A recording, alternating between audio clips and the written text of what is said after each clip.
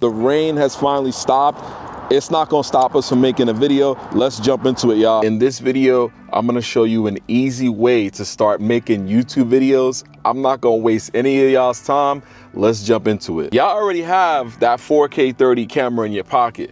Listen, we already have it. Our smartphone, you already know, our smartphone is capable of so much. You can script your video with your smartphone. You can film your video with your smartphone. You could upload your video with your smartphone. You could edit with your you could do everything. I'm pretty sure you right now, you're watching this video with your smartphone. That smartphone is capable of so much. I personally wouldn't go crazy and go out and buy a camera. I done spoke about this in the video before. Just use your smartphone. You can use it to script, film, edit, upload. That's your full studio. Smartphones are so capable, and it could be iOS, it could be Android, it could be any of in between. But all right, so quick tip, next time you're considering upgrading your smartphone, think about the camera and the storage, because if you're going to be using your phone for your editing and video and etc., and that's going to be your complete studio, I would consider those two aspects, so that way you don't have to think about running out of space. Also, you'll have a better camera to film those videos. So I would think about those two things when upgrading your smartphone. Not right now, don't run out and go get one right now, but I'm saying in the future, when you're thinking about this aspect, think about those two things, your storage and your camera. All right, this is the next one. So this is where the magic happens. So you want to consider this is where you set everything up. You want to consider your setup. Like a lot of times what I do is I make videos in the car because I have a lot of control over the audio and the lighting and stuff like that. But sometimes you may want to set up at your desk. You may want to set up in the park. You may want to just go outside and kind of just do your setup. Consider the audio aspects of it, because if you're using your smartphone, also what you want to consider is lighting. So like, let's say for instance, if you're filming in your house, you obviously will have control of the lighting in the house. You may have a light, you may have like a key light or ring light or whatever that may be. Also, you could film outside on days that are sunny, so you have a lot more control over your lighting and stuff like that.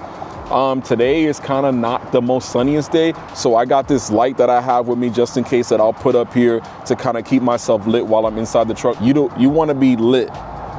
Not too lit, but you want to be lit. Not that kind of lit, but you want to have yourself lit in the background so the audience can see you. And then you also want to think about audio, so that way they're not distracted by random noises, just so that the audience can focus on you and not everything else that's going on in the background. I think those two things are major when it comes to getting your setup together. So be mindful of that. You know what I'm saying? Be mindful of that when you're setting it up, because then obviously you don't want to keep doing takes over and over because you have a random noise here. You can't be seen.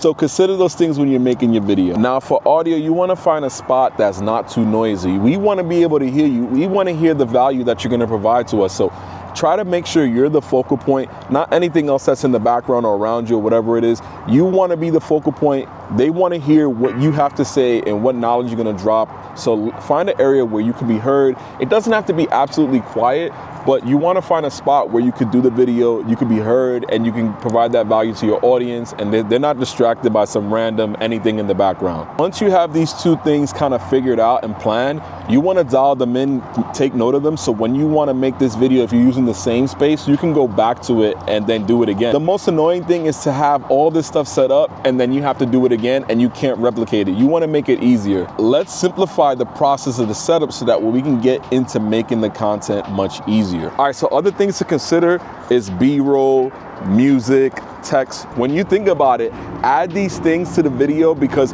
people want to see more. They want to see more. They want to see some additional things, but don't go too hard on it. You want it to be like a nice little cherry on top to your great video. So consider adding those things to your content so that way the audience is engaged. Consider changing scenes. Consider standing up. When it comes to content, people doom scrolling and kind of just swiping up on everything. We want to keep that attention. So you may want to switch up the scene. Maybe put the camera on another spot. Maybe just all of a sudden put a sweatshirt on, or all of a sudden change and you're outside.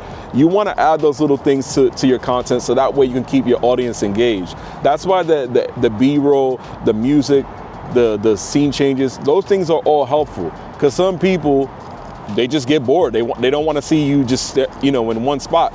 But you can tread this lightly, because some people, they may just be there for you as well, but you want to kind of spruce it up, add some value to your content, add some, you know, transitions, add anything, but do it very, very lightly. You don't want to go too hard, because a lot of times people be like, whoa, what's this abrupt change? So consider that. The point of all this is to kind of put systems in place. So that way, when you're starting to make this content, it doesn't become this task like going to the gym or doing homework or going to work. You want this to be a simple but easy process that you enjoy and you jump into it. One of these things we want to have, like, you just hit a button, turn it on, and you're just jumping into making content. The point of all this is to simplify the workflow.